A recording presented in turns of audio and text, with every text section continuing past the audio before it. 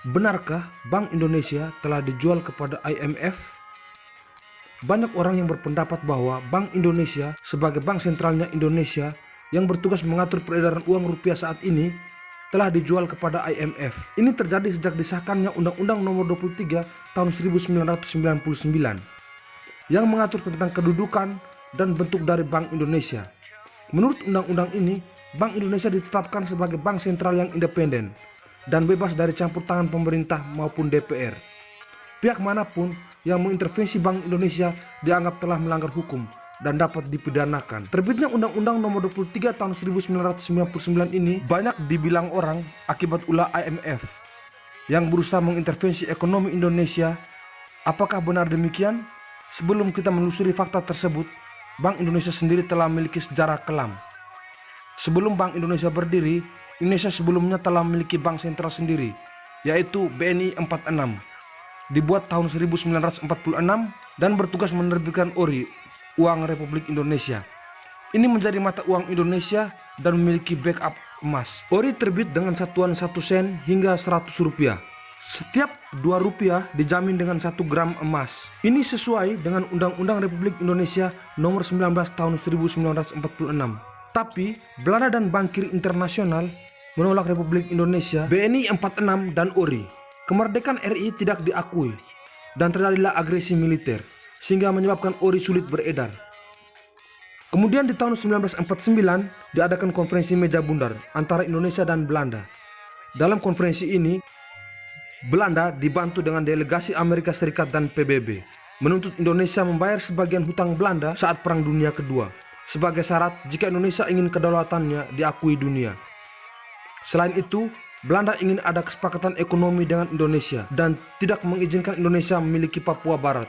Padahal jauh sebelum Indonesia merdeka, sudah ada ilmuwan yang menemukan bahwa Papua Barat kaya dengan tambang emas, yang kini menjadi Freeport dan menjadi pemasok emas salah satu yang terbesar di Amerika Serikat. Karena terdesak oleh Amerika Serikat dan Komisi PBB, Indonesia terpaksa menanggung hutang Belanda selama Perang Dunia Kedua sebesar 4,3 miliar gulden yang mereka sebut sebagai hutang Hindia Belanda.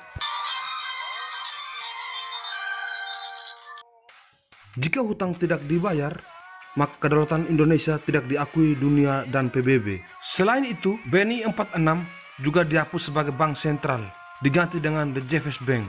The JFS Bank mencetak uang kertas atau uang fiat tanpa backup emas seperti dulu. Dan ini menyebabkan nilai tukar rupiah terus mengalami inflasi hingga sekarang. The JFS Bank ini adalah nama lain dari Bank Indonesia. Namanya diubah menjadi Bank Indonesia baru di tahun 1953. Setelah melalui proses nasionalisasi selama 2 tahun. Siapa pemilik The JFS Bank? The JFS Bank ini sebenarnya dimiliki oleh pemerintahan Belanda dengan bentuk Namlos Vennootschap, bahasa Belanda dari perseroan terbatas. Sahamnya 100% dimiliki oleh Belanda. Mulai tahun 1951, Indonesia berusaha menasionalisasi The JFS Bank dengan cara membeli 94% sahamnya. Namun diketahui Indonesia membeli dengan harga yang sangat mahal. Proses nasionalisasi yang memakan waktu 2 tahun ini akhirnya tuntas. Di tahun 1953 dan The JFS Bank diganti namanya menjadi Bank Indonesia. Tapi sejak saat itu cetak uang rupiah tak pernah lagi atas dasar backup emas, dan ini menyebabkan uang rupiah terus mengalami penurunan nilai karena akhirnya berpatok pada dolar Amerika Serikat sebagai mata uang dunia. Lalu bagaimana bisa dikatakan telah dijual kepada IMF? Ini karena krisis moneter yang terjadi sejak tahun 1997, di mana saat itu rupiah terpuruk setelah ulah spekulan di pasar keuangan yang membeli dolar Amerika Serikat dalam jumlah besar-besaran secara tiba-tiba, bertepatan dengan banyaknya jatuh tempo pinjaman perusahaan-perusahaan swasta di Indonesia. Salah satu spekulan yang membuat dolar Amerika Serikat menjadi langka dan nilainya menguat ini disebut sebagai George Soros, seorang investor keturunan Yahudi yang juga namanya sering dikaitkan dengan pemain dan spekulan besar di Wall Street. Banyak pula yang mengatakan namanya sebagai salah satu anggota elit global. Satu saja kebijakan yang ditempuh oleh George Soros dapat merubah kondisi ekonomi global. Dan ini betul-betul terjadi di tahun 1997. Dolar yang menjadi langka karena dibeli oleh beberapa spekulan ini menyebabkan nilai dolar menguat. Di satu sisi, mata uang negara-negara lain terutama di Asia, jadi anjlok. Tak terkecuali dengan rupiah. Tingginya nilai dolar Amerika Serikat terhadap rupiah akhirnya membuat banyak perusahaan yang jatuh tempo kesulitan membayar hutang luar negeri mereka. Rupiah bahkan terdepresiasi nilainya hingga 98%. Kurs dolar yang semula stabil di 2.400 rupiah per dolar Amerika Serikat pun naik hingga 16.000 per dolar Amerika Serikat hanya dalam waktu beberapa bulan saja. Tentunya krisis moneter tak dapat dihindari. Pemerintah ketar-ketir dan dibuat kelabakan mengatasi krisis. Akhirnya atas desakan berbagai pihak, pemerintah pun yang saat itu masih dipimpin oleh Presiden Soeharto meminta bantuan kepada IMF untuk mengatasi masalah krisis moneter di Indonesia. Apa bentuk bantuan yang diminta kepada IMF? Tentu saja uang. Untuk mendapatkan utang ini, pemerintahan RI harus menandatangani Letter of Intent atau LOI dengan IMF. Akibat krisis moneter ini, diketahui Indonesia telah menandatangani 23 kali LOI. LOI ini berisi paket-paket syarat yang harus dipatuhi Indonesia selama menerima pinjaman dari IMF. Bisa dikatakan, akhirnya IMF mengontrol Indonesia lewat utang. IMF juga mengintervensi pemerintahan Indonesia untuk melikuidasi sejumlah bank di dalam negeri yang dianggap sakit.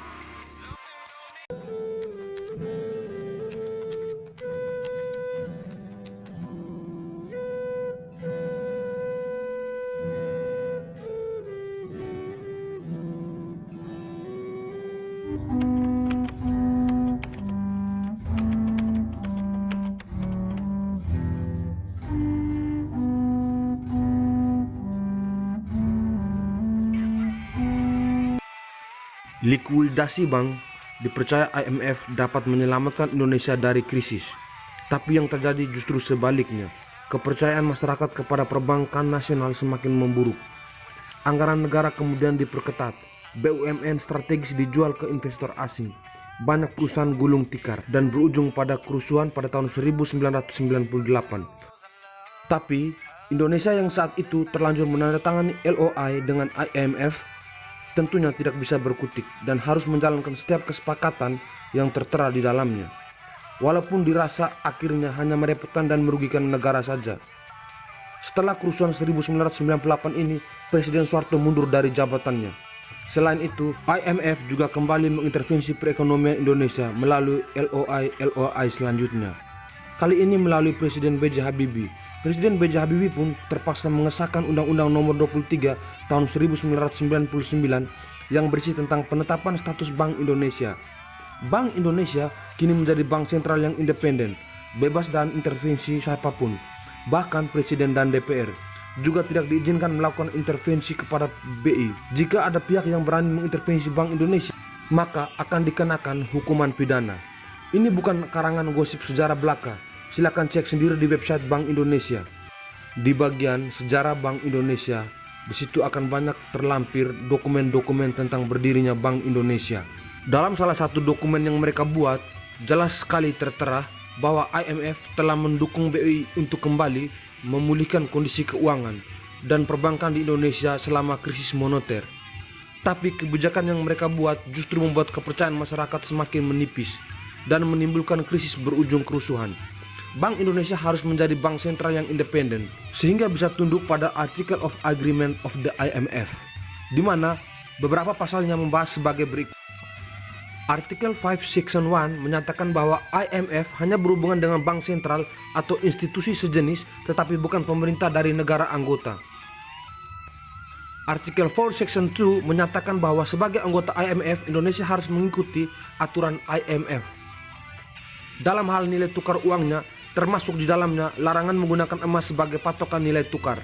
Artikel 4 Section 3A menyatakan bahwa IMF memiliki hak untuk mengawasi kebijakan moneter yang ditempuh oleh anggota, termasuk mengawasi kepatuhan negara anggota terhadap aturan IMF.